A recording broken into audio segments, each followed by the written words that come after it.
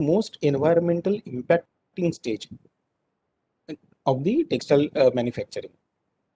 And that is why this particular textile wet processing or the fabric finishing part, this is considered to be the weakest link or weak link of the textile value chain. Now we will see what the all these things are easy to say, but what the textile processor needs.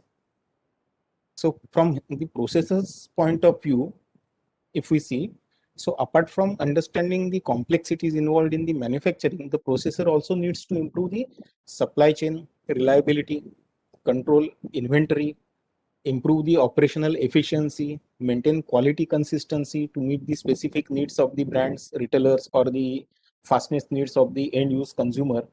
And the processor also needs to comply to the stringent norms of the government bodies, pollution control boards, etc. So it's a mammoth task.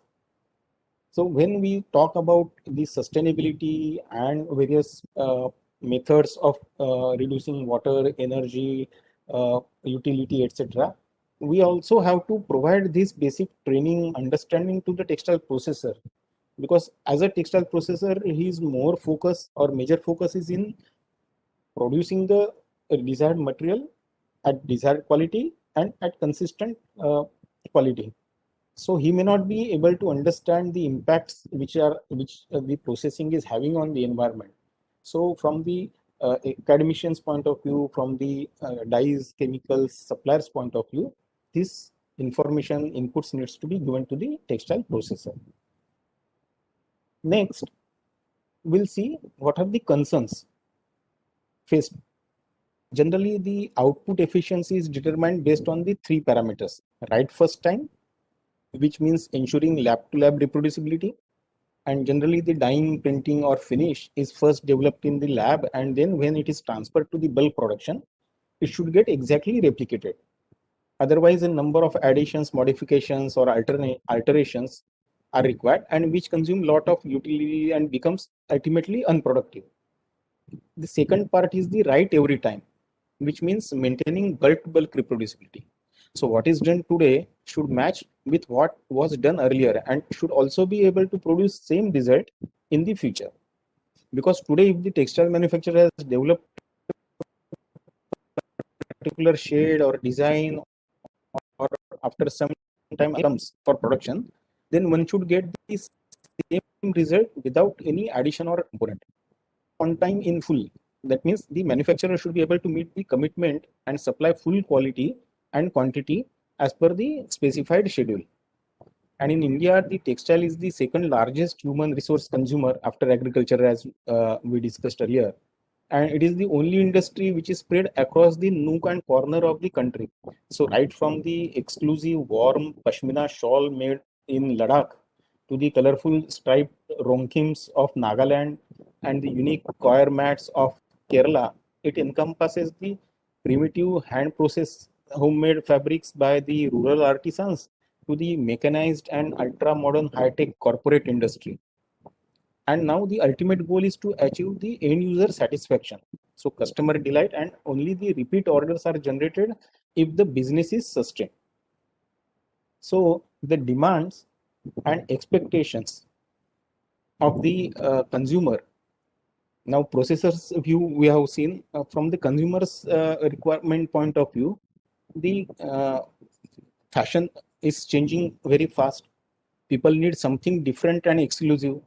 So what was our parents or the earlier generation, the style of clothing they had, that has changed now, and probably the younger generation will need a different style or different type of clothing, and the fashion is changing so fast.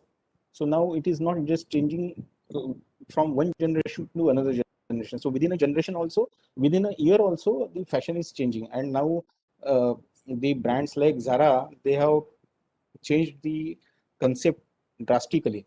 So the fast fashion is now the mantra. And can you imagine if at a wedding or a function, what will happen if two ladies meet and see that they are wearing the same color and design sari or dress material, or repeating the same dress or at a party within a short period of time? Not possible. So now people need designer outfits which are exclusively made for that person and not made for everyone.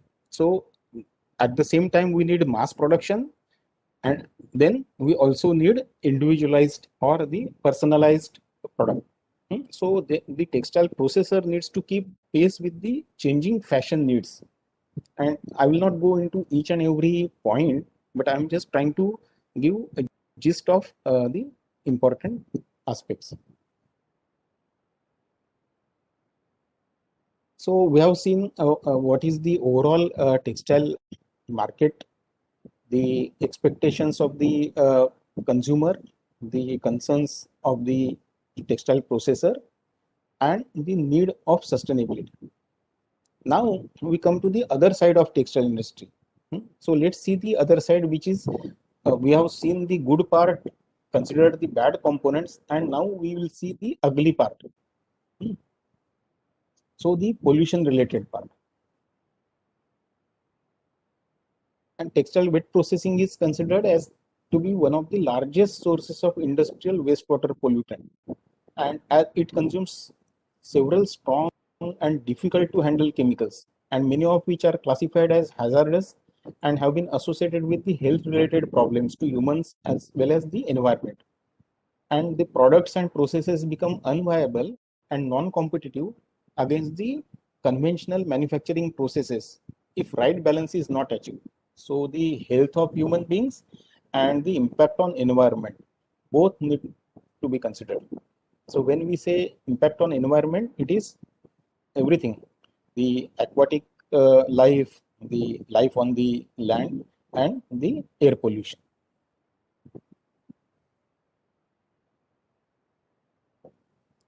Now, the use of large amount of colorants and chemicals during the textile wet processing makes it the largest pollutant releasing industry, and it is considered to contaminate almost 20% of the fresh water of our planet. It consumes about 5% of the Mother Earth's landfill space, and it's a source of over 5% of the hazardous pollutants in the air. And this is some information or data available in the public domain. So I will not go into each and every category, how much the cotton processing releases, how much polyester processing releases, but overall, as a textile as a whole, this information is available.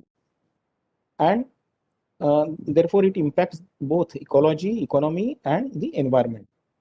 And the need of the time is to focus in terms of reduction, replacement, reuse, recycle, and restriction of such environmentally harmful components. So there are many uh, brands and retailers and the textile dyes and chemical manufacturing organizations who have already taken cognizance of this, and they are working in this direction of overall reducing the hazardous chemicals in the input component itself. Now we will see the need for sustainability. So the overall impact on the pollution in terms of gaseous emission, liquid effluent, and solid waste should be minimal, so that the quality of air, water, and landmass is not adversely affected. The industry needs various resources like water, energy, chemicals, manpower, and time, and it needs to be optimized for a particular type of product manufacturing. So the requirement may change, the demand may vary, but ultimate goal is to ensure sustainability. And the considerations for the sustainability is right from the resource optimization in terms of raw material consumption to the bare minimum use of natural components like water, then avoiding use of non-renewable energy sources, and ultimately controlling the overall emission levels. So raw material, water, energy, and emissions. So these are the major focus points.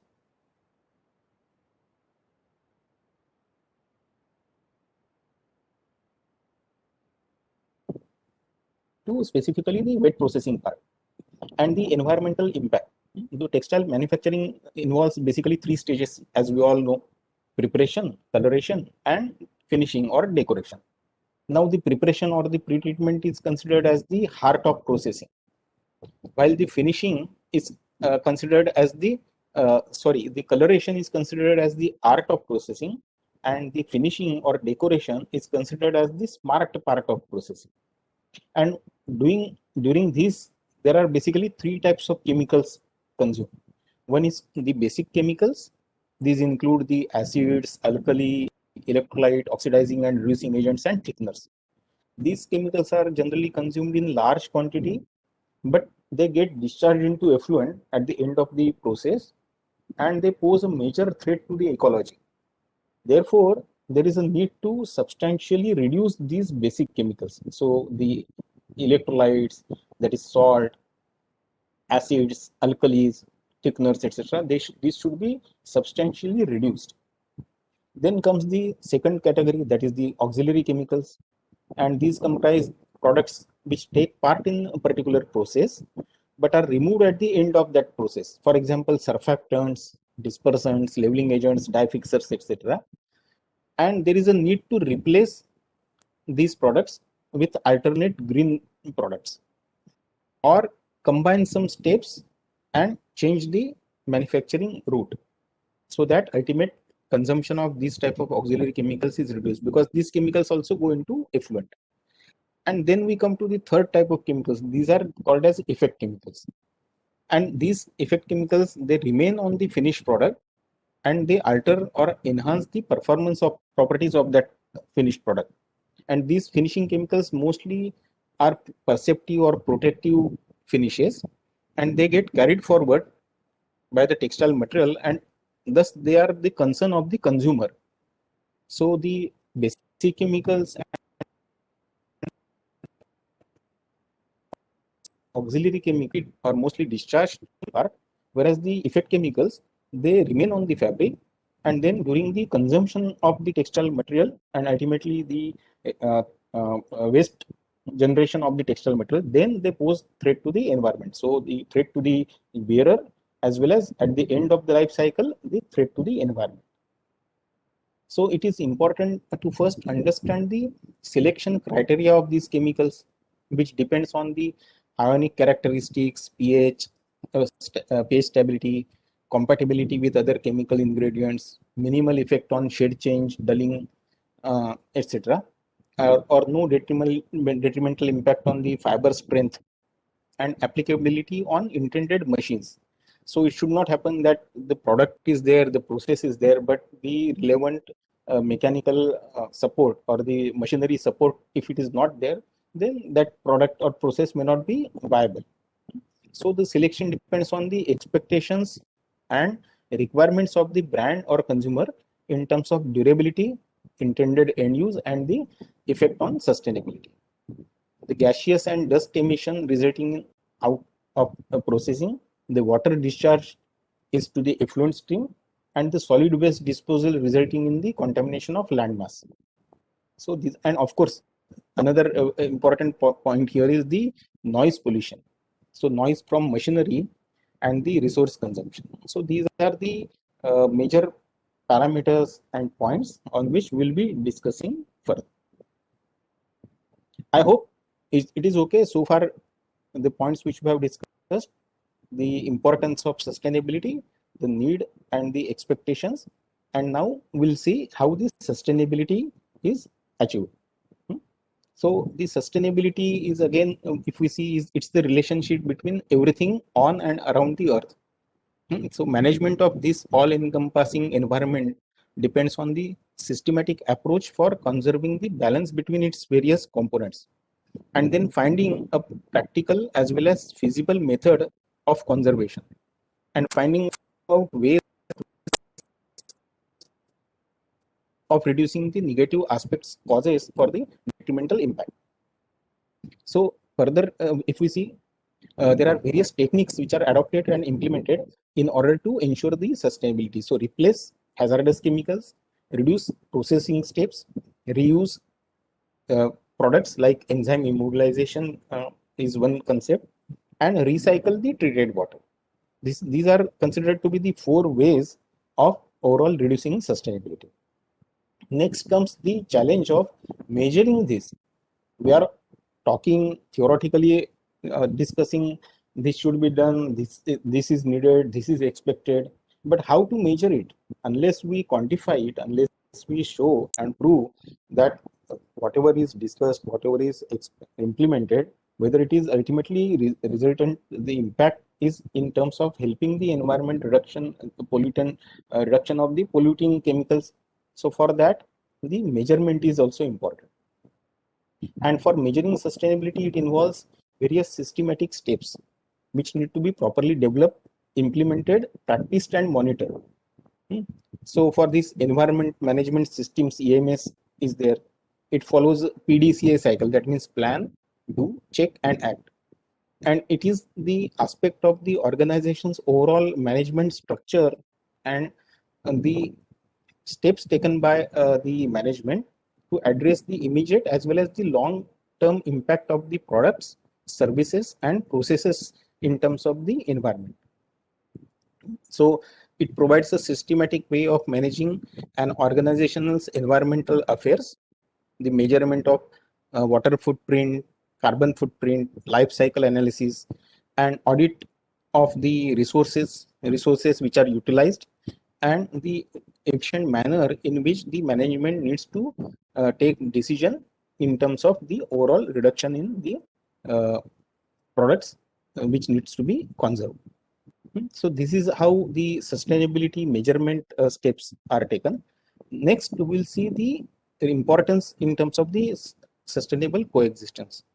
And the objective of this interaction is basically to identify the problems, understand probable reason, evaluate the alternate options, and achieve overall reduction in water, energy, and utility consumption. The building blocks of sustainability encompass the need for inherent product safety, prevention of waste generation, and optimum resource utilization. So the ultimate goal is to minimize liquid effluent, solid waste, and gaseous emission. So the natural resources are limited. We need to conserve them. Ecosystem is fragile. We need to protect it. And life is precious. So it needs to be sustained. Now, during the typical textile wet processing part, the components which come into the inside the factory, these are basically raw material, water. So raw material is basically the textile substrate. Then the other inputs are influent, that is the water. So depending on the quality of water. Then next is the energy. It is electrical energy, thermal energy, and within the factory, what we use is mechanical aspects, that is the machinery, and human component, that is the manpower. Input components in terms of raw material is converted using the human resources and the mechanical component, that is the machinery, and it is converted into the final finished products, that is the fabric or the textile material which goes to the consumer. Then some solid waste is generated, so it leads to the solid soil contamination. Then effluent water is generated that ultimately impacts the groundwater contamination, and gaseous emissions. So that ultimately impacts the greenhouse gas formation, and some noise component is also there. And there are various norms and laws. So government has also many governments and government bodies, they have enacted some legislations. Then there are some non-government campaigns. Probably you are aware of this Greenpeace campaign, the dirty laundry, and after that only this zero discharge of hazardous chemicals, ZDHC, was formed by various brands when they came to know, and there was a pressure from these NGO campaign in terms of the effluent which was collected from some of the factories in China, and the hazardous chemicals which were found in those effluents. And based on that, many brands and retailers, they also realized that not only the legislation by the government or the awareness of the general public is not sufficient. The brands also started forcing or emphasizing the need on any hazardous product in the during the manufacturing of textile. So there is a pressure from the brands and retailers in terms of the restricted substances.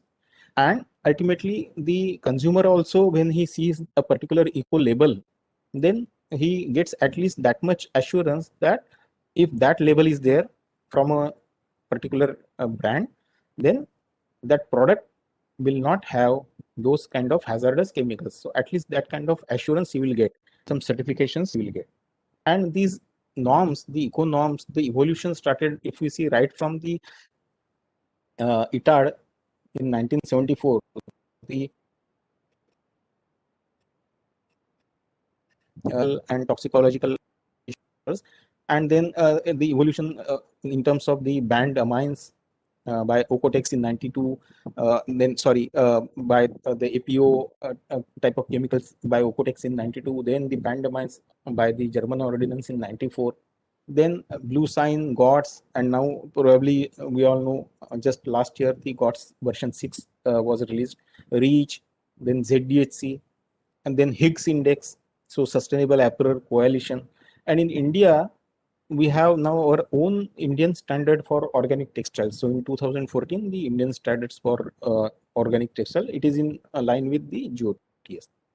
Then there are various other ecology related components, like in terms of the heavy metal, what is the permissible limit, in terms of the absorbable organohalogens, banned MAC amines, that is the amines which are released by the reductive cleavage and which are harmful to human beings and animals, then the amount of formaldehyde, etc., and ultimately the uh, impact on the water bodies in terms of the chemical oxygen demand and biological oxygen.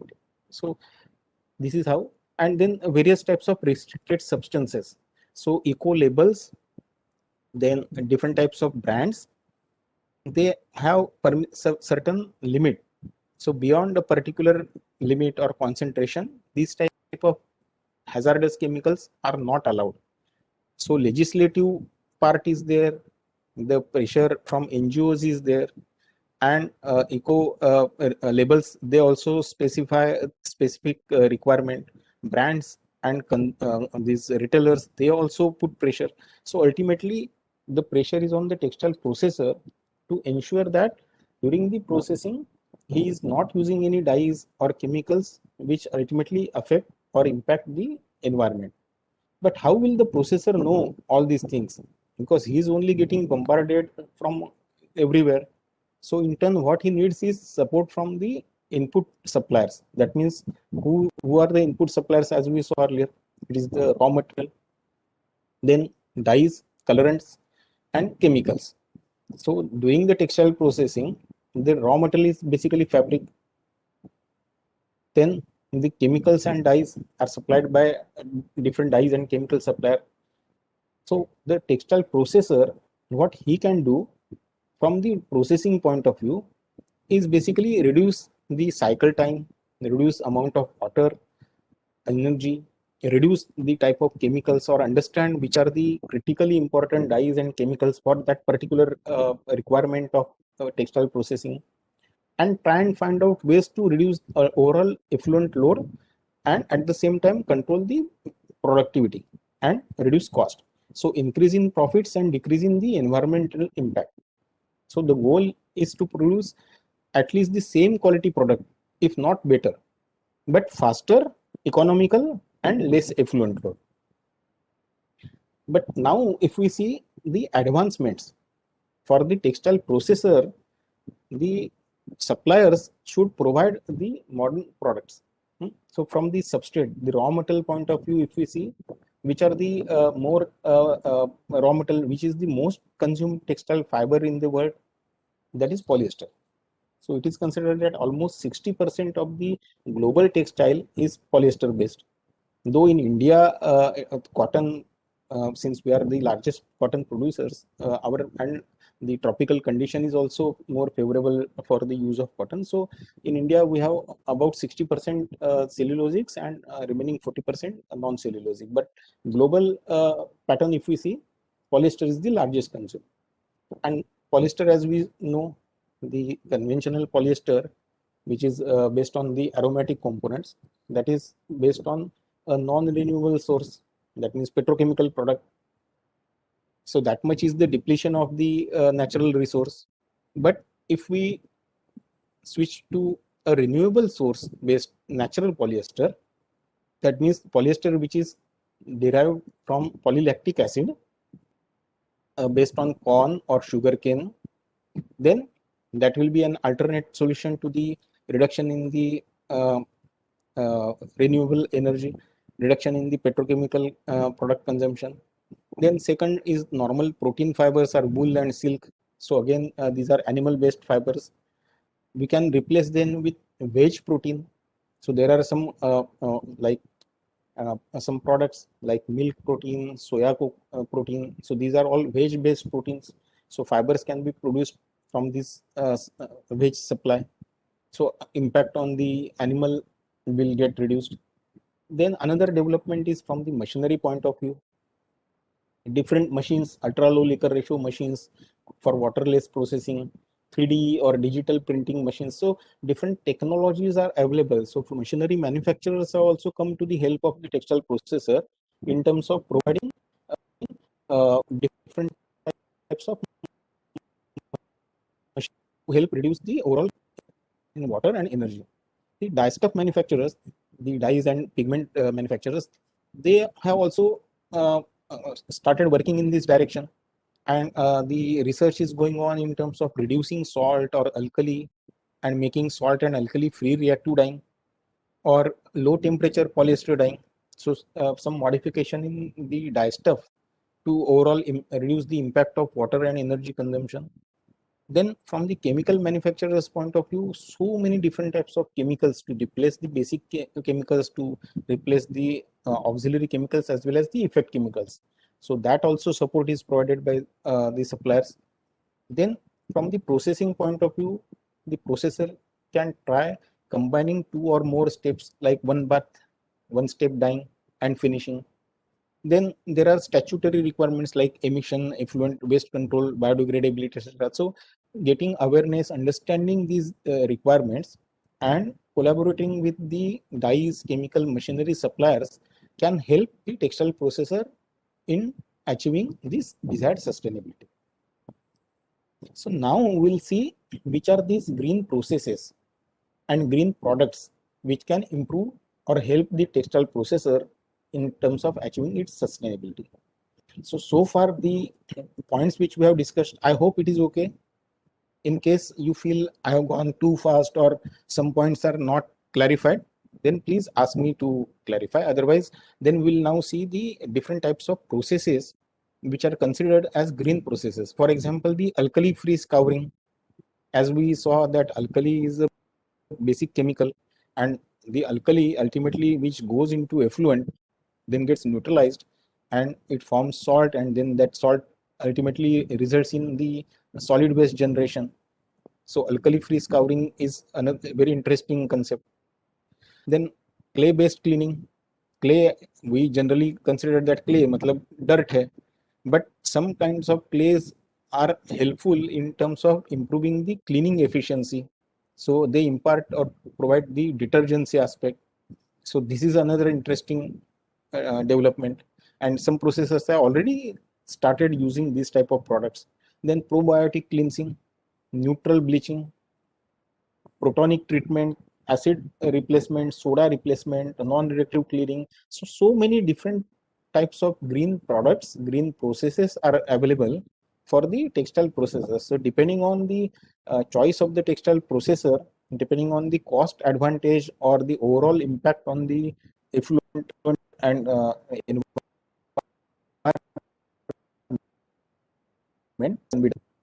Then another very interesting point is use of wide biotechnology, that means the enzymes. And now the consumption and the usage of enzymes is increasing. Earlier, the enzymes, this technology was known, but the usage was restricted because of the cost.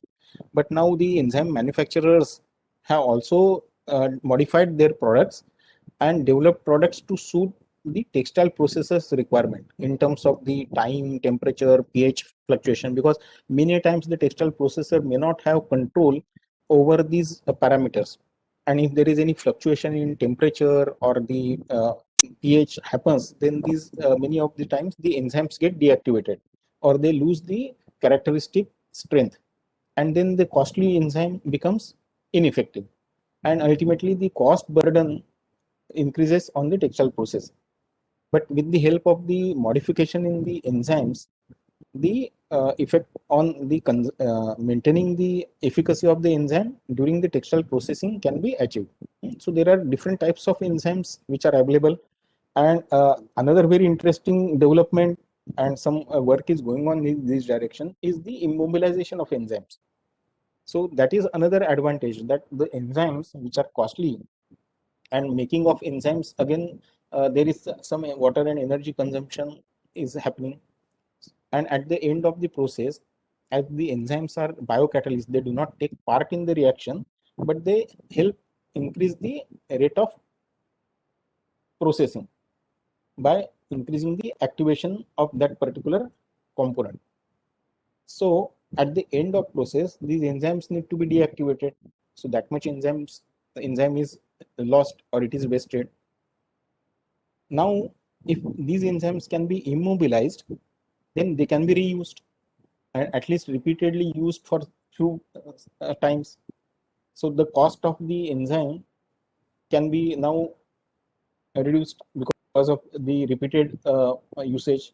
So this is one interesting area in which many researchers have started working, and some data is available where some positive developments have seen, means some viable options are available now.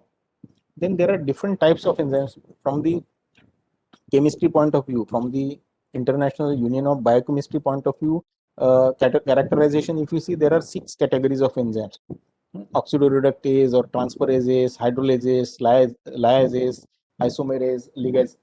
And in textile processing, if we see right from the desizing, then bioscouring, biobleaching, bio peroxide killing or neutralizing, bio polishing, bio softening, bio wash off, so many stages.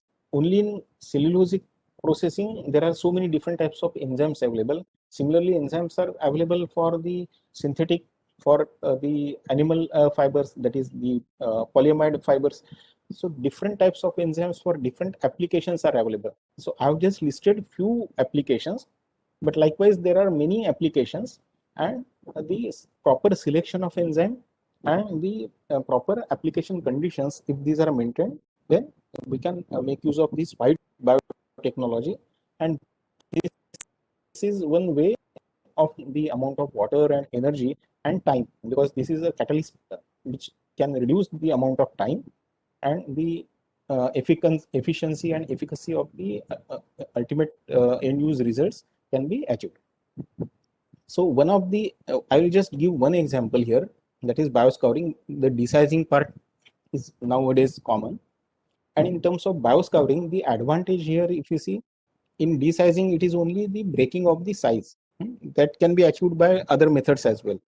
But in case of this process, bioscouring, now the advantages are more, because here the primary aim is to remove the pectins, only a particular part, problematic part from the cellulosic material, that is the natural cellulose cotton, which ultimately impacts the coloration process. So in case of the medium to dark shades, or where the shades are not bright or pastel, light pastel or bright shades, medium dark shades, dull shades, this process is more effective. And another benefit the textile processor gets is that the cost of cotton, and that is also, as we all know, it is increasing. And during the pre-treatment part, generally 10 to 8 to 10% of the impurities are removed. So that much is the straightway weight loss as well as the cost loss for the textile processor, because 10% of cotton weight is reduced, and when the material is sold on the weight basis, so there is a straightway 10% reduction in the cost of cotton. So instead of that much weight reduction, if we achieve weight reduction, which is very much important or which is desired, so if that much weight loss can be reduced accordingly, and as the weight loss is reducing, It also helps improve the strength. So strength loss is reduced. It helps ensure the natural soft fill. It controls hairiness. So all these various benefits are associated with this type of process. Now here the concern or the important factor is the control of conditions, the time, temperature, and pH. Otherwise, the bioscouring component, that is the enzyme which is used for bioscouring, the pectinase or pectitliase, this type of enzymes get deactivated. So suppliers, they have worked in this dimension, and then they have come out with some modification of enzymes which can withstand the fluctuation in the processing parameters or processing conditions. So some sturdiness, some flexibility is incorporated in the formulation of this type of enzymes to ultimately achieve the desired benefits. So here we can see this is just one example, a comparison with conventional processing versus the bioscouring, the enzymatic processing. And this is just a comparison between two shades, one black and one deep plum shade. And in terms of the reduction in time, you can see almost 45% is the time reduction, almost 23% is the reduction in weight loss. So that means straightway weight gain for the product. Then the impact on the effluent TDS is almost 75-78%. So that much is the benefit in terms of the reduction in the water used or consumed during or processed during the tertiary treatment process, and likewise the chemical oxygen demand and biochemical oxygen demand reduction. So this is the way, though the product cost may be slightly higher compared to the conventional chemical cost, but overall impact on the textile processing in terms of the reduction in the environmental hazard and the cost parameter, that is achieved. Next, another very interesting is the clay cleaning. This is also gaining importance in the conventional products which are used during the pre-treatment. They involve wetting agent or scouring agent, sequestrant, demineralizer, stabilizer, anti-grease lubricant, etc. So there are usually 4 to 5 different chemicals which are used during pre-treatment. And then depending on the requirement and the compatibility of each chemical, the cost of those chemicals, the dosage adjustment of each chemical, that varies. And then the textile processor many times has to make these adjustments, and the life becomes difficult for him. तो ये machine है तो इसमें ये type का कपड़ा है तो इसमें मुझे इतना वेटिंग एजेंट डालना पड़ेगा, then I will go this get this absorbency or this particular type of whiteness index or cleaning efficiency. But if it is a medium to dark shade, or where a particular extent of whiteness or absorbency is not desired, if it is for the regular mass production, then if we can use a single product, तो complexities जो है वो सब उसमें कम हो जाएंगे, and a single product, easy to use, easy to apply, with additional advantage, and that advantage is basically in terms of the effluent. So the effect on the COD BOD, if we see that there is a drastic reduction, so almost the process reduces by half the impact on COD and BOD, because the surfactants which are used during the conventional processing are not used here. Plus, one more advantage of this type of product application is that during the primary effluent treatment, generally sometimes a type of coagulants are added. So there is one additional chemical requirement. But when the clay is used during pre-treatment and when the bath is drained, that bioclay or this clay component goes into the effluent, and then it acts as a coagulant. So the requirement of the additional coagulant in the effluent bath also gets reduced. So there are so many different ways we can control the overall efficiency of the pre-treatment and reduce the overall impact on the environment. Next, another interesting is we have seen few products. Now we'll see another product which will help in terms of reducing the temperature during bleaching. Normally, if we see the cotton bleaching, which is carried out generally at the temperature of atmospheric boiling, so 95 to 98 degrees, and it is carried out depending on the requirement for 30 minutes to 60 minutes. So the temperature is raised from room temperature to boil, and then it is maintained at that for almost 1 hour.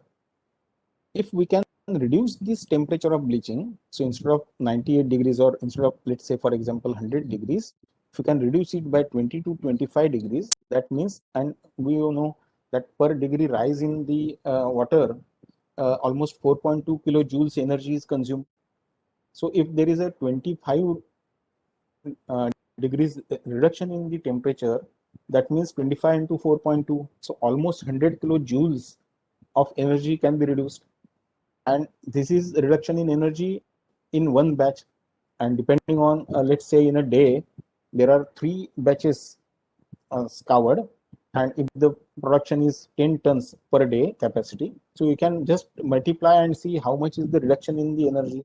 So there are some products available which act as activators or boosters, which enhance the perhydroxy ion formation, and at the same time they stabilize the peroxide. So the additional need of a peroxide stabilizer is not needed, and the at lower temperature the similar bleaching efficiency is achieved.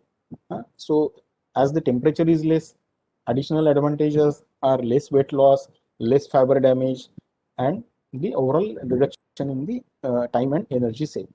So these are different types of ways. I'm not going into each and every product and process. I'm just highlighting few of those products. So this is the low temperature bleaching process, and these are the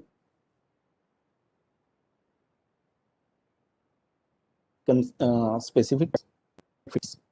Another area where we can reduce the temperature is the soaping. Normally, after reactive dyeing, I'm taking example of reactive dyeing because in India, reactive dyeing is the largest. Reactive dyes are the largest consumed dyes, and invariably after reactive dyeing, process is carried out, that is the washing off or soaping process. And in case of dark shades, many times double soaping is required to achieve the desired wet fastness parameters. So though the dyeing is carried out at, let's say if it is a bifunctional dye, then dyeing may be carried out at 60 degree, or even if it is a cold pad batch dyeing, then dyeing may be carried out at room temperature. But the soaping is invariably at boil, so it needs temperature almost 95 to 98 degree. And if it is a dark shade, if it is a tricky combination shade like turquoise blue and green, this type of shades, so where turquoise blue is involved, dark navies, blacks, reds, etc., so double soaping may be needed with intermittent hot wash. So you can imagine how much amount of water and energy is consumed just during the soaping. And soaping, though the dyeing is only one step process which involves only one bath, the soaping generally involves 6 to 8 baths depending on the depth of shade. And there also, if we can reduce the temperature of soaping, so there are products and processes available, and some chemical manufacturers have come out with these type of products, and some initial successful trials have already been taken in the industry, and some products have established in the industry. And here almost again 25 to 30 degrees reduction in temperature is achieved. So that much amount of energy is reduced, that much time is reduced, because for increasing the temperature some time is consumed. So time is reduced as the temperature is reduced, plus the energy is reduced, so the productivity is increased. At the same time, the energy is consumed, consumption is reduced. And additional benefit is in terms of the effluent treatment, because whenever the water which is discharged into effluent, and when it goes to the secondary treatment, that is the biological treatment plant, there the temperature of water is very important. If the temperature is above 60 or above particular level, then the bacteria which are used in the biological effluent treatment, they get affected. So the temperature of water needs to be cooled, and during processing, wherever we are using such high temperature process, then that water needs to be cooled. And now we know in India, some areas during summer, what is the outside temperature or the temperature, ambient temperature. So the reduction in the temperature of water is not easy. So holding tank capacity needs to be increased. So all these problems or factors which are associated with the temperature of water are also addressed by reducing the overall temperature during the wet processing part. I hope and this discussion is going okay now. Or if anybody needs any clarification, please ask me. Otherwise, now we'll go to another very interesting requirement, especially in case of the dispersed dyes and even in case of the VAT dyes, sodium hydrosulfide is used. So there are some products which are available which act as a replacement of these basic chemical. So basic reducing agent can be replaced. The need for replacement is basically the impact on the environment, impact on the TDS, impact on the overall corrosion and damage to the drainage system, plus the bad odor. So the health of the people who are working in the shop floor or factory, for them also this is beneficial, and ultimately neutralization of the overall reduction on the surface of the textile fiber. So all these factors can be taken care of or can be overcome if we use a non-sulfur based reducing agent. So there are some products available which are based on some sugarcane based derivative which does not have sulfur and which provides results which are not exactly similar to the hydros type of product, but up to maximum depending on the specific requirement and wherever it is possible. It may not be possible that 100% replacement can be achieved, but at least if we can achieve some part, some reduction in the such type of products by replacing with the eco-friendly non-hazardous products, so that much will be the reduction in the impact on the effluent. So even though 100% replacement is not possible, even if we achieve 50% or 60% replacement, that much is the benefit. So these were the different types of products and processes which can improve or which can help in terms of the uh, achieving sustainability. So the conventional processing, if we see, it consumes large amount of water. So high water footprint is there, energy consumption is there, so carbon footprint. So ultimately, the dyes, chemicals, energy in terms of carbon footprint, water footprint, and impact on the sustainability. This part we saw. Now we come to the advanced processing techniques. So from the machinery point of view, we what are the possibilities? Those also we'll see. There are certain ways like ultrasonic technique, microwave technique, electrochemical, plasma, it's supercritical carbon dioxide, etc. So now we'll quickly go through. These are some of the advanced processing techniques where the machinery manufacturers have come to help the textile processor with the help of course, the dyes and chemical manufacturers. So it's a collaborative approach. So I will not go into details because each and every topic itself will take a lot of time. But I understand that basic information is available in the public domain. So if you need any clarification, we will discuss separately. So ultrasonic assisted dyeing. Now here it is not only the textile wet processing, but also during the manufacturing of the dyes, this ultrasonic assisted technique is beneficial because many times the dispersed dyes or VAT dyes, which are basically present in the pigment form, the reduction in the particle size is very important for the textile processor's point of view. And to achieve a desired particle size of the dye molecule, the dyestuff manufacturer needs to carry out a rigorous process, which are called as milling process. So there again, the time of dyestuff manufacturing plus the consumption of energy that increases. So this is not directly the time and energy and cost of the textile dyer, but it is for the textile manufacturer, but it is for the supplier. So ultimately, if the cost of dye manufacturing comes down, then that benefit will get passed on to the textile processor to a certain extent, and he will get benefited. That is one part. And second part is during dyeing. the ultrasonic technique is used, and then based on these factors of dispersion, degassing, diffusion, that means breaking of micelles and high molecular weight aggregates into uniform dispersion, then degassing, that means expulsion of dissolved or entrapped gases from liquid as well as from the fiber capillaries. So the removal or expulsion of these gases, so diffusion of the colorant gets accelerated. So the advantage is that the dispersion of dye molecule in the dye bath is enhanced. The diffuse expulsion of the by during degassing, the expulsion of dissolved or entrapped gases is happening, and the dye molecules diffusion inside the fiber is enhancing. So the solubility during dyeing, the stages which normally the dye stuff goes through is, first is the dissolution or dispersion, then next is the transport going from solution onto the fiber, then third is adsorption, fourth is diffusion, and fifth is the interaction. So these are the 5 stages normally when we consider textile material is dyed. And the ultrasonic system helps in first improving the dispersion as well as solubility, then increasing the transport from the bath onto the fiber, and the diffusion inside the fiber or the penetration inside the fiber.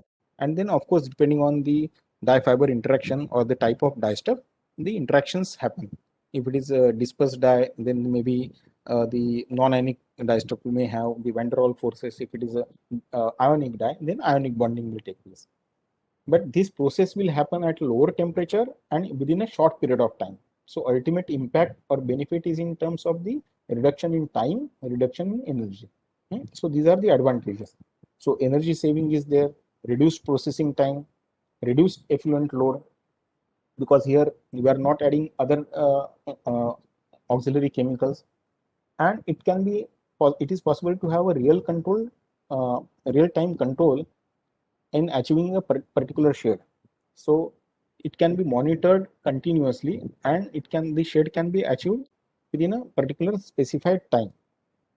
So some processors have started already working in this direction, and some laboratory scale prototype machines, some textile processors have already installed. Next is the microwave dyeing. Now the infrared dyeing or the infrared component for the drying, that has already been established in the textile industry for the drying of textile. But the microwave assisted component in dyeing, this is now commonly used in the laboratory scale, and this is prominently used when reactive dyeing by the cold pad batch, the traditional cold pad batch process, as we all know. The padding is done, and then there is a batching, and normally depending on the depth of shade or type of dye stuff, 8 to 10 or 12 hours of batching is required. And after that time, then the washing will happen, and then the shade will be checked. So when the same laboratory shade matching is done, so many times it is very lengthy process. It takes a lot of time. So if there are 2 or 3 additions or corrections, then it may take few days for the shade matching in the laboratory, and the textile processor is pressed for time. He has to deliver the right quality product to the customer. He cannot keep the material waiting for the laboratory to provide the shade matching recipe. So if we can make use of this microwave technology, the household microwave ovens, for achieving this, so within and by adjusting the settings of time, temperature, and the wattage, this can be carried out, this microwave assisted application, within few minutes. So within, let's say, 5 or 10 minutes, the batching performance can be simulated in the laboratory. So within a day, the shade can be matched, or within few hours, the required shade matching can be done, and the recipe can be provided to the shop floor technicians. So the reduction in time will improve the performance or the productivity of the unit or industry. So this is another very interesting concept, and many textile processors have realized the advantage of this process and have started or implementing this or adopted this concept. Next is the electrochemical dyeing. This again, a lot of work is done in this direction, and still some research is going on in this direction, especially in case of the VAT and sulfur dyeing, where we know na, during dyeing the first stage is the reduction. So the insoluble dye molecule is converted into its soluble component, and then the dyeing takes place, and then after this the again oxidation step that means conversion from the insoluble soluble into insoluble, that means from the soluble dye into insoluble pigment happens. And there these two stages are there: reduction followed by oxidation. And for this we use different types of reducing agents, alkali, and different temperature conditions depending on the type of dyestuff which is used. So these redox conditions, redox chemicals, alkali, and then for neutralization of that alkali we need to add acid. So the amount of chemicals increase, plus the time and energy and the water washing, that also increases. This can be overcome, or this can be avoided, if we use a environment of alkali and reducing agent is not there, and this can be achieved with the help of electrochemical process. This is by generating this ionic charge through the electrical current, then the reduction of the dyestuff will take place in the bath itself, and that will totally avoid the need of reducing agent. So a lot of research information is available, but this has been proven successful in the laboratory level. But so far, commercial viability or commercial success and regularization has not happened because of certain limitations in terms of using a particular type of mediator, and sometimes the desired depth or the desired color value is not achieved. And as we all know, the VAT dyes are the costliest dyes. So even if there is some amount of depth loss, then the textile processor may not find it viable in terms of the costing. But still, this is considered as one of the very interesting method. And if further fine tunings, further development, improvement is done, then this may become a regular process in future.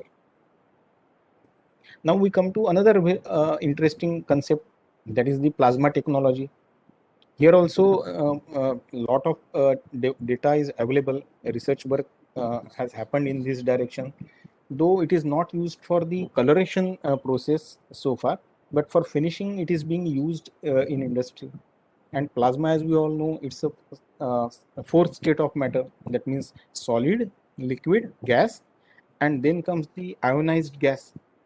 And different types of inert gases are used. Most common inert gas which is used is argon, but then neon and helium can also be used.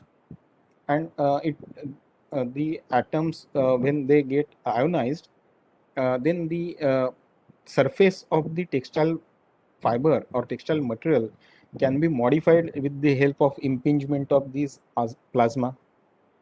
And this modified surface, or the surface which becomes slightly wavy or slightly harsh or rough, then the colorants or the chemicals which are required for application can easily, because otherwise if it is a surface is very smooth or polished, then the deposition is difficult. But when the surface is wavy or slightly broken or with indents or indentures type or some grooves, then the application becomes easier.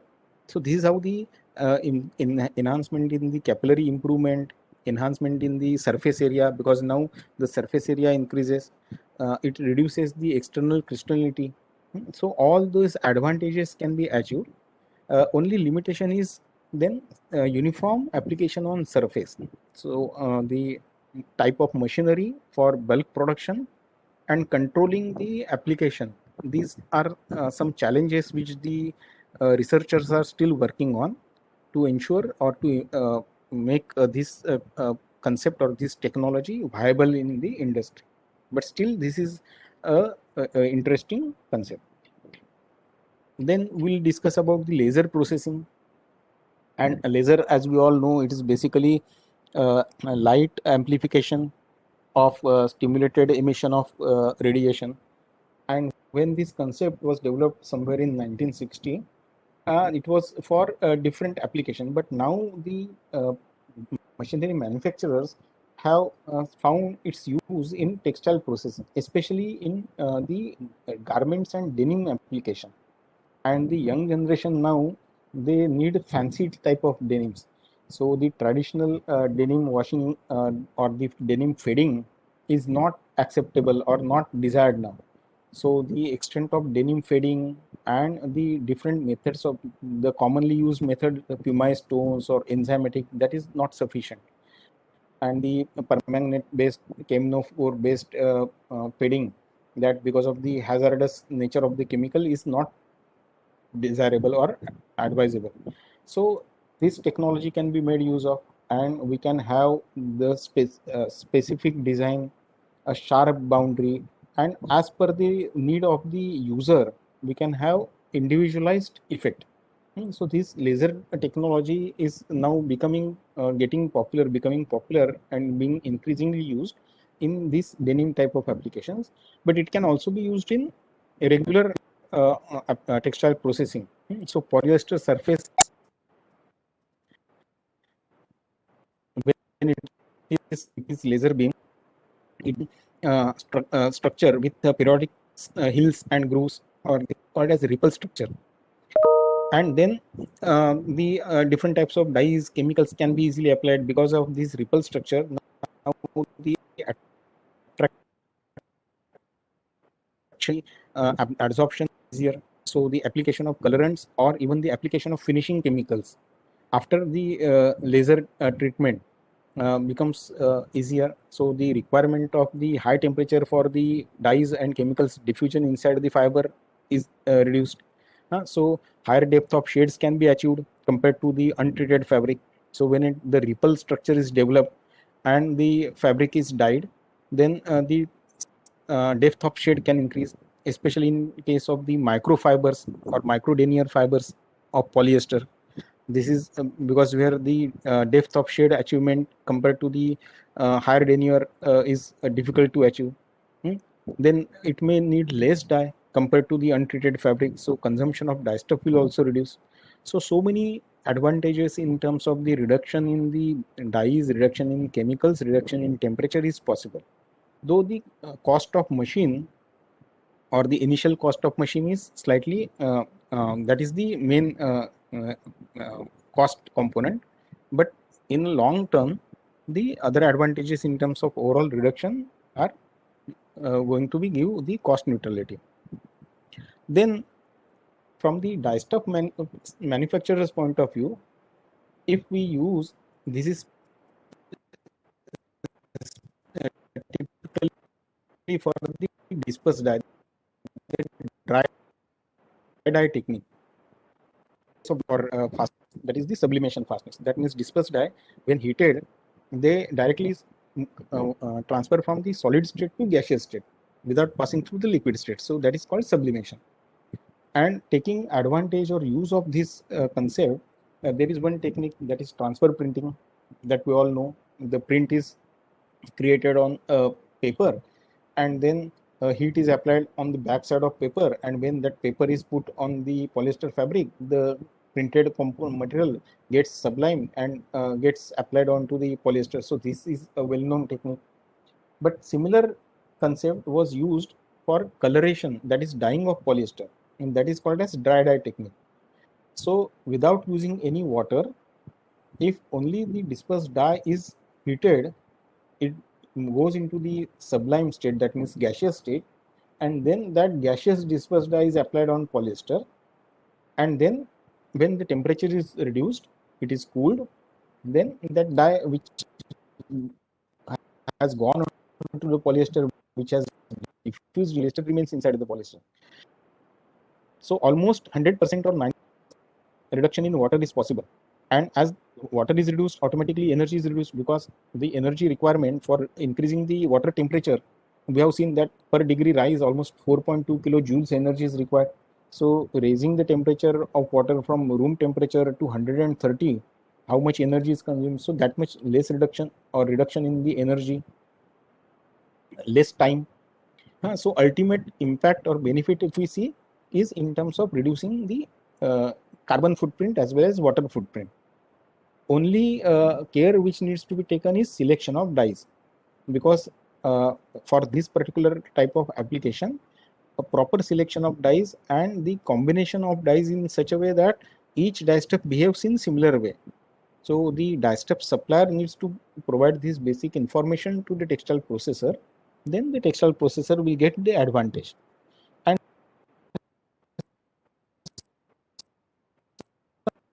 modification in the machinery is also discuss about the supercritical fluid or supercritical carbon dioxide. I will again not go into details because probably recently lot of discussion is happening in this, because already few machines are installed and being used in Thailand, and these polyester dyeing with dispersed dyes in supercritical carbon dioxide or this SCF fluid.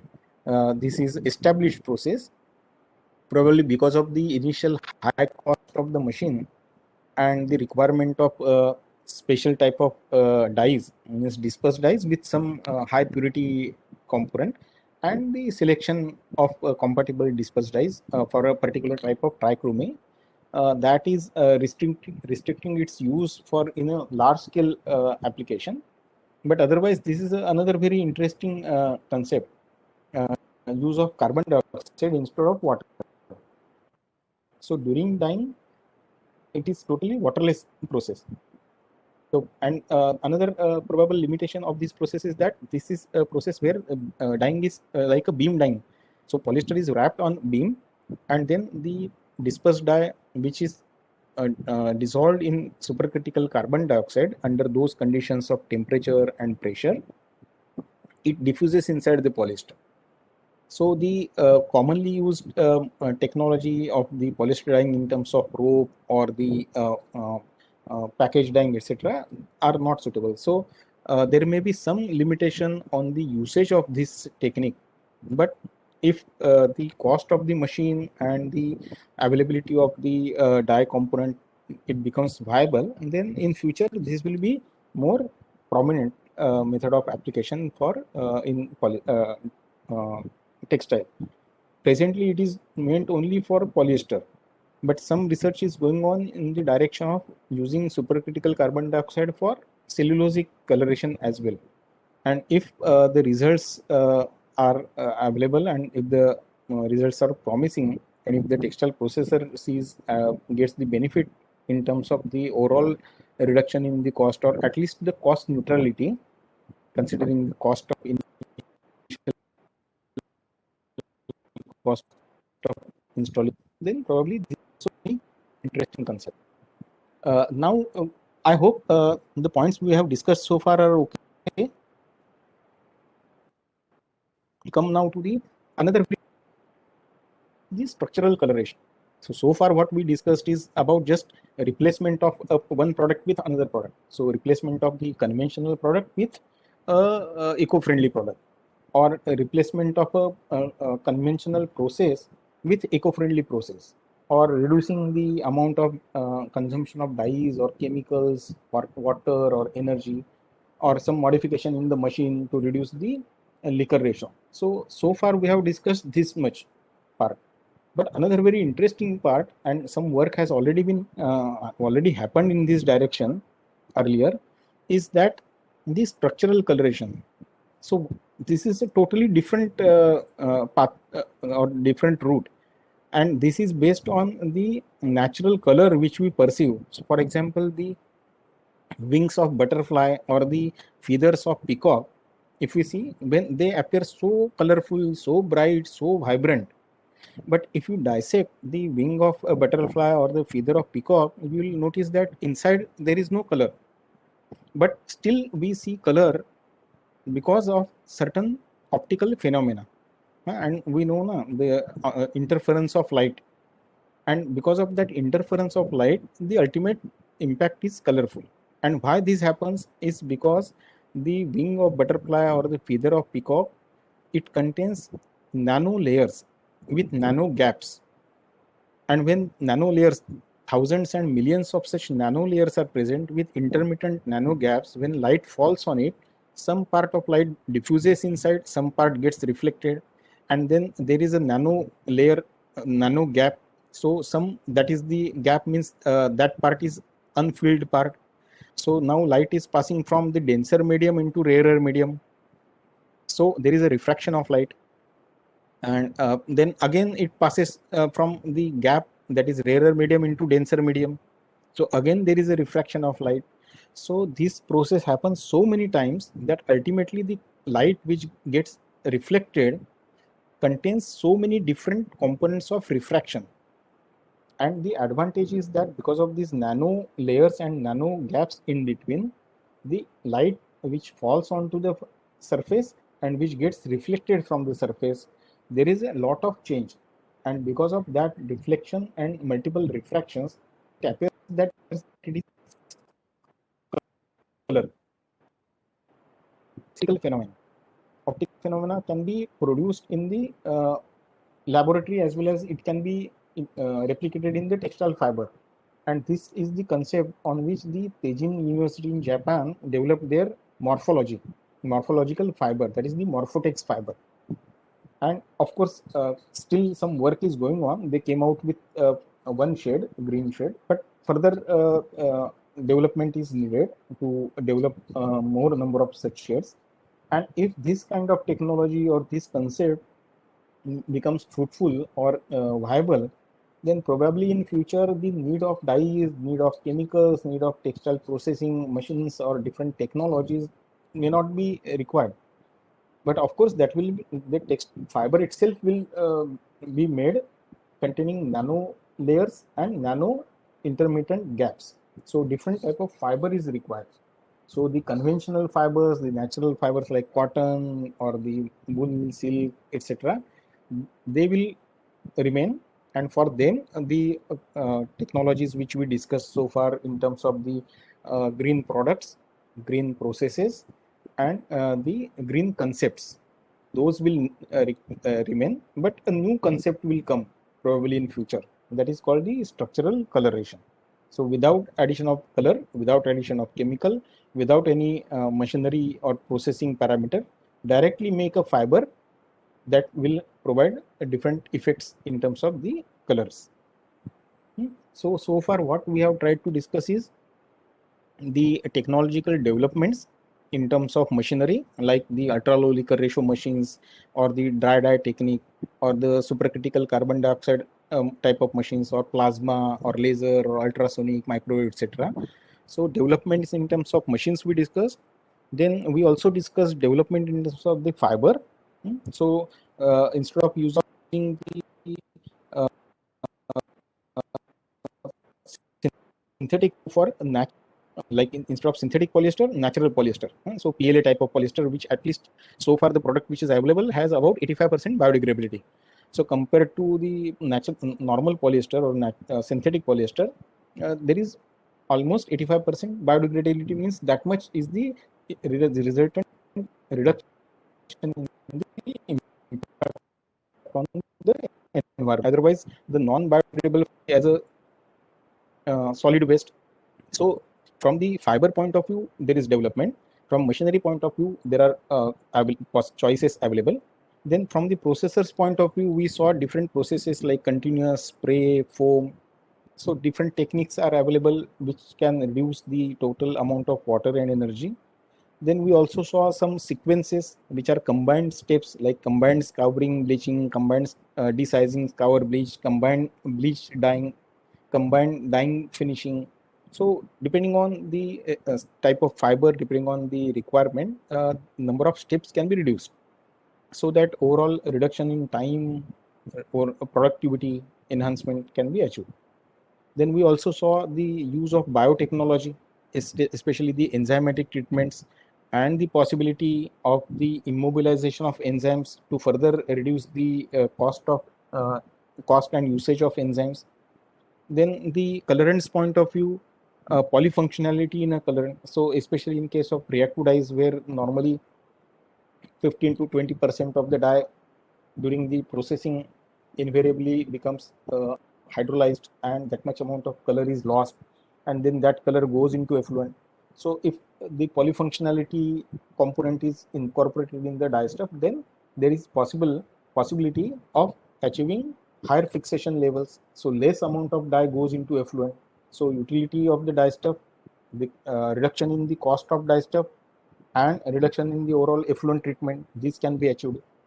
Then different types of chemicals to reduce the total the processing, like green chemicals, replacement of the basic chemicals, these acids, alkalis, electrolytes, redox chemicals, etc. Those we saw. Then instead of using thickeners, natural thickeners, or the synthetic thickeners, a replacement with natural thickeners, that is also there. Then combination of natural and synthetic thickeners to achieve the performance benefits of both the components. That so many different possibilities are there, with ultimate aim for the dyes, chemicals, machinery, suppliers, and the textile processor to achieve the reduction in water, energy, utility, that is time, and increase in the productivity.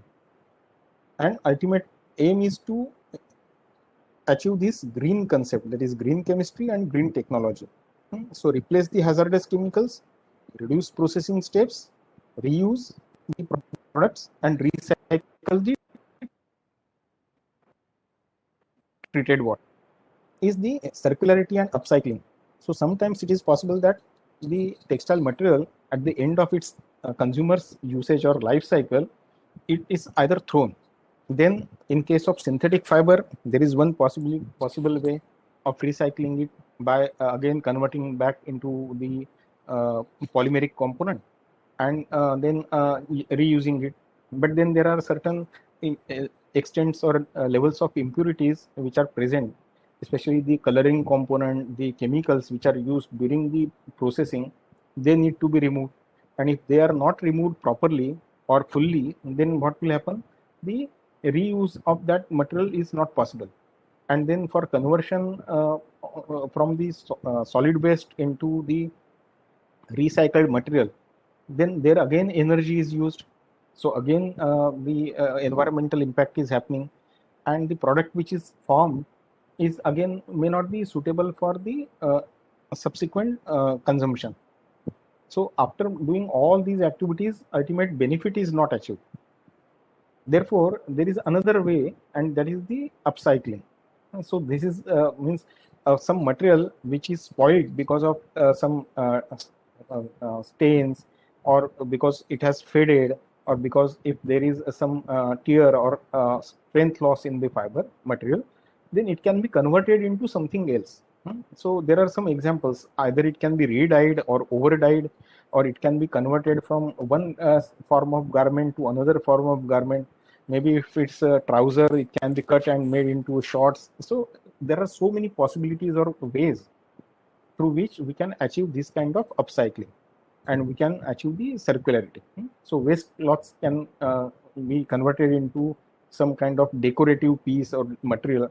So instead of throwing the garment and increasing the solid waste disposal issues, we can consume the material as much as possible. So this is another interesting way. So in short, if we have tried to cover the various sustainability aspects, then the requirements of textile processor, the needs of the brands and the retailers, and the consumers requirement expectations, that he should not suffer the textile material which the consumer is wearing, it should not have hazardous chemicals, and ultimately the disposal of that textile during manufacturing, the amount of water which is discharged into effluent, so the cost of effluent treatment as well as the hazardous chemicals which go into effluent, then the energy which is consumed, which ultimately impacts the gaseous emission, so greenhouse gas generation, the depletion of ozone layer, global warming, and because of that various issues which are related to global warming, and the amount of noise which is generated during this processing. So all those parameters, wherever it is possible and to the maximum possible extent where we can reduce it, if we take those steps and achieve at least work in this that direction. So first is awareness, then identifying what is possible, and then trying to achieve that desired effect. So if we work in that direction, then it is possible to achieve the expected sustainability. And at the same time, the economical sustainability is also important. Means one part which we have seen that products should be changed, or process should be modified, or the machineries should be converted into from high liquor ratio to low liquor ratio, etc., etc. But for the textile processor, and ultimately the cost of the product, because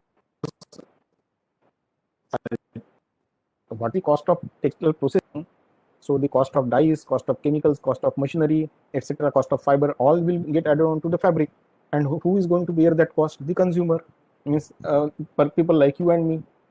So the textile dye stuff manufacturer, chemical manufacturer, machinery manufacturer, the processor, the brand, they may talk a lot, but ultimately who is going to pay for that? It's us, the consumers.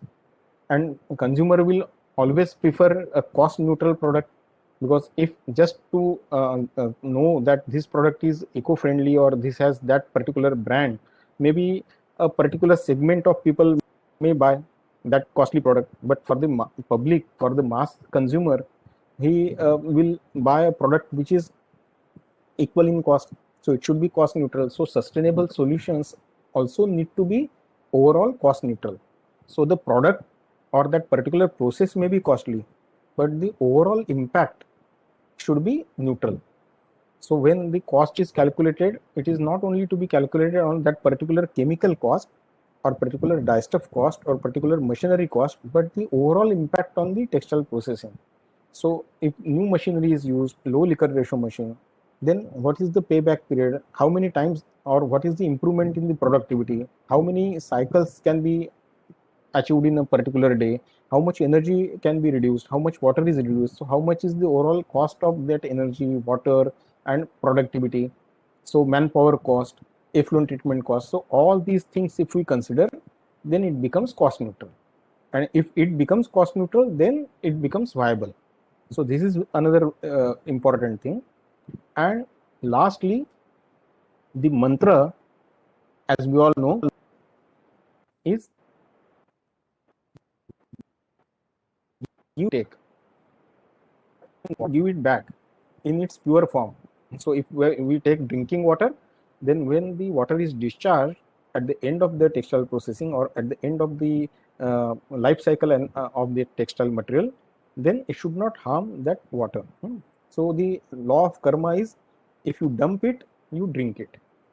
क्योंकि जो है ये यही है, हम यहाँ से कहीं लेके नहीं जा सकते और बाहर से और कहीं से ला नहीं सकते. So whatever we have to use it in a such a way that it will not affect our future generations. So I hope this is okay. I have tried to squeeze a lot of product related, process related information in a short period of time, but I hope it was okay.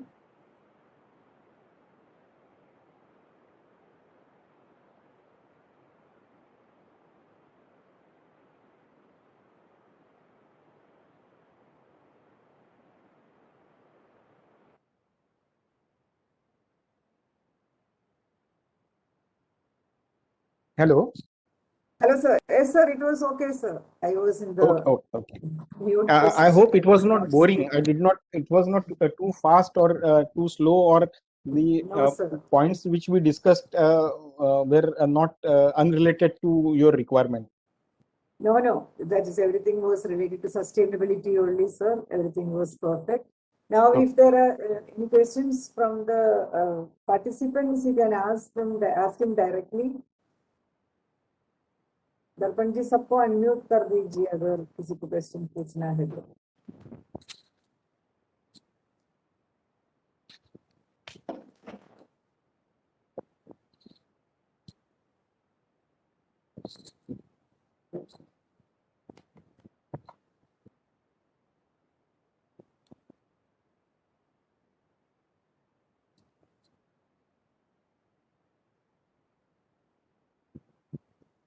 I don't think there are any questions from the participants side?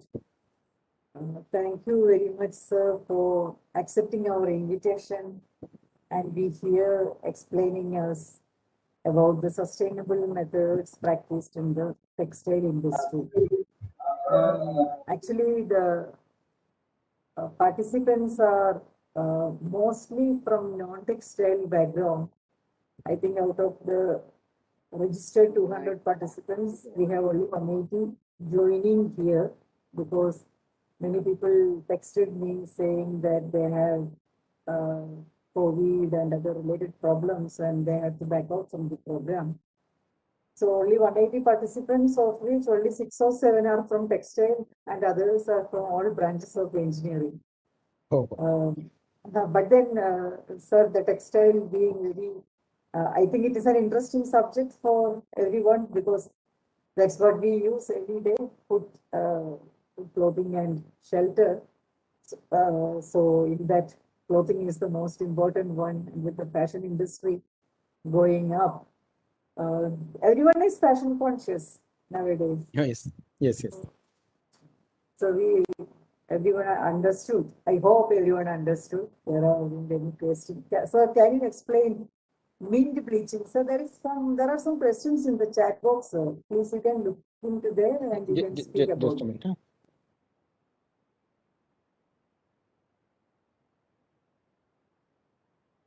Yeah, about mint bleaching. Okay. Now, the conventional bleaching, when we say and now the conventional bleaching means the hydrogen peroxide. So I'm referring to the hydrogen peroxide bleaching, not the hypochlorite type of bleaching, because now, as such, because of the chlorine ban on the usage of chlorine-based chemicals, so that process we have not considered. So the conventional cotton bleaching, which involves use of hydrogen peroxide. And when the hydrogen peroxide is used, it needs certain conditions of temperature and time for the hydrogen peroxide to decompose into the perhydroxy, and then only the desired bleaching takes place. Because normal natural cotton, it contains some coloring components, impurities like pigments like chlorophyll, xanthophyll, and carotene. And because of that, the natural cotton has slightly yellowish brown tint. And during the pre-treatment, the bleaching process, these natural colorants from the cotton need to be removed. They need to be broken, and for that a strong oxidizing agent is required, and peroxide is the strong oxidizing agent. So under temperature and typical pH conditions, so some alkalinity is required. So pH in the range of around 10 to 11 or about 11, and the temperature of boil or 95 to 90 degrees. These are the conditions required for achieving the optimum bleaching efficiency. And the process, which is sometimes called as mint bleaching process, that means low temperature process. So here at lower the temperature, similar type of bleaching efficiency is achieved. And how it can be possibly done? This is the way of making this possible is by activating the decomposition of hydrogen peroxide, which otherwise happens at higher temperature. So above 60 degree, the decomposition starts, and we need at least 95 to 98 degree to effectively ensure uniform decomposition. But if with the help of some chemicals which act as boosters or which act as activators, if we can reduce the time and temperature and achieve similar extent of peroxide decomposition without adversely affecting the cellulosic strength or the tensile strength, or without degrading the cellulosic material, then we'll get this effect. So this process is called as mint bleaching or low temperature. So like if we put mint in our mouth, so we get that thanda cool effect. Na? So that is why this process is called as mint bleaching, low temperature bleaching. I hope it is okay.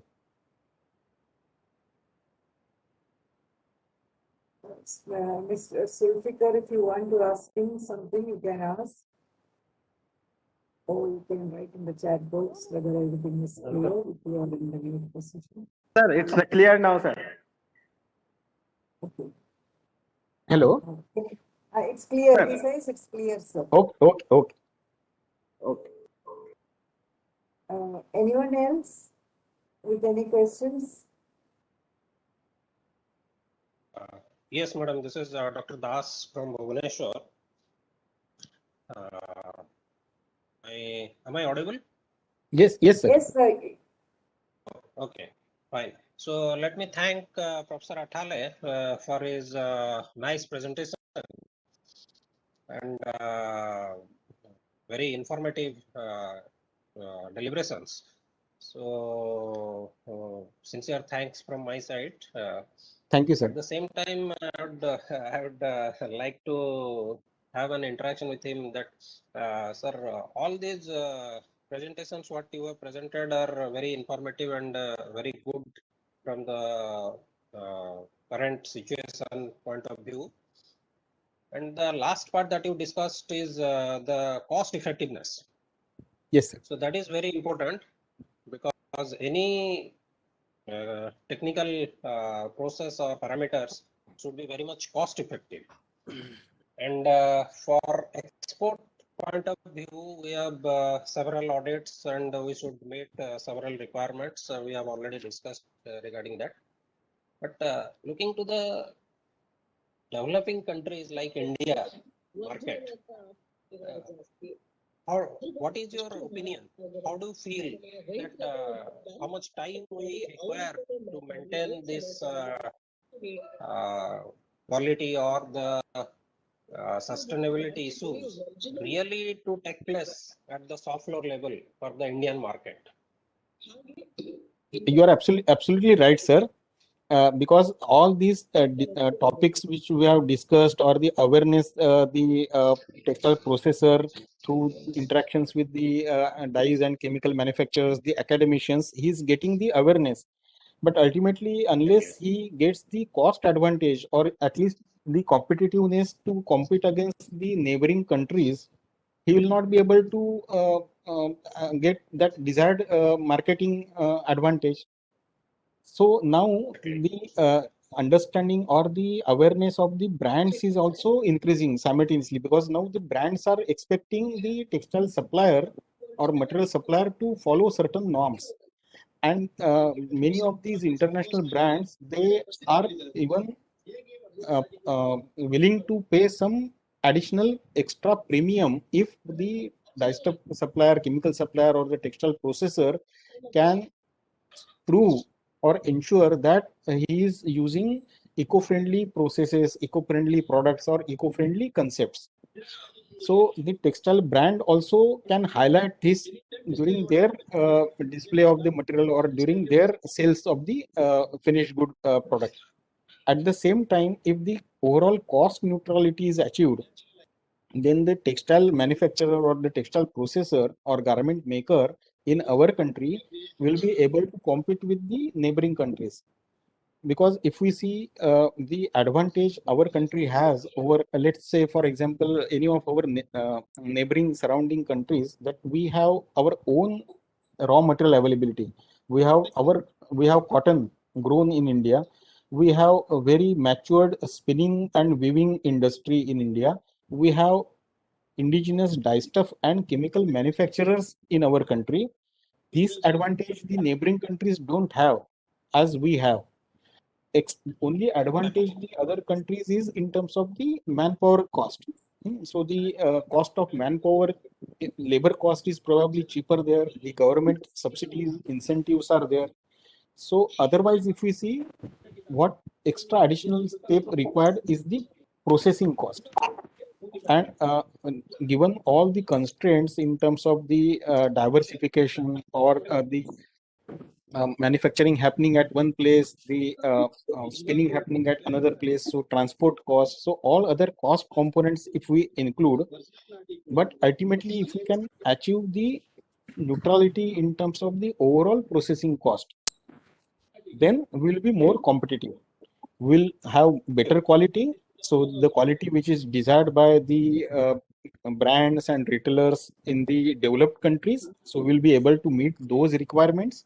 At the same time, will also be competitive compared to some of the neighboring countries in terms of the product cost. So when the Exactly, end sir. user or consumer sees this advantage that the quality is improved, the sustainability is ensured, but the cost is not drastically changed, then we'll get the benefit. Okay. I hope it is Thank okay, you, sir. Thanks a lot. Yes, very lucidly explained. Thanks a Thanks, lot thanks. for your Thanks, sir. explanation, sir. Thanks, Thank sir. you, Dr. Bibi Prasad, for expressing the thanks and asking the question. I think there aren't any more questions in this session. If there is anything people can ask, otherwise we can wind up the session. Dr. Gayatri, would you like to speak? Hello. Hello. Yes, Dr. Gayatri, please speak. Hello. Yes, Yes. you are audible, Dr. Gayatri.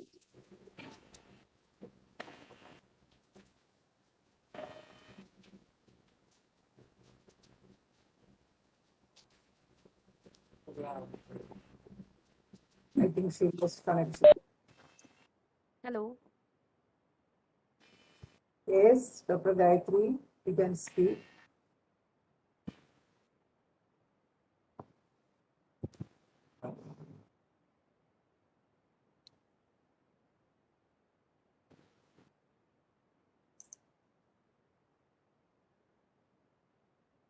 Okay, I think we lost the connectivity. Yes, I think. Hello. Hello. Yes, Dr. Gayatri. Yes, ma'am. This is Kamini Sharma. Okay, Kamini Sharma, please Yeah. speak. Please ask the question. No. So thank you. I just give thanks to Dr. Atle sir because that is very. Thank you, sir. Thank you so much. This is very interactive session. So long time we attended your webinar, so it is very informative. Thank you, sir. Thank you so Thanks. much for giving Thanks. such a sustainability view for this current situation. Thank you, sir. Thanks.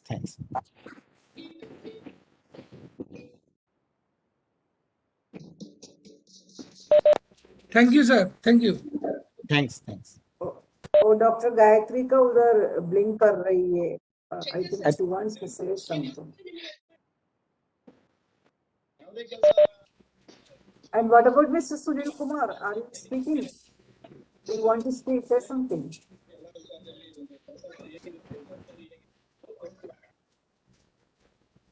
Okay, then we are ending the session over here. 6 minutes left for the next speaker to join. Stretch your legs, have a glass of water, and please log in Thank at 11:59. Thank you, sir. Thank you, Atle, sir. Thanks Thank you all. a Thank lot, you. ma'am. And thanks a lot to all the participants for patiently being present during this entire presentation. And thanks to those students who are not from the textile background, but still they listen to this presentation. And I hope they got the information which was of their interest. So thanks a lot. Thanks. Bye. Take care. Stay Thank you. safe. Bye. Thank you, sir.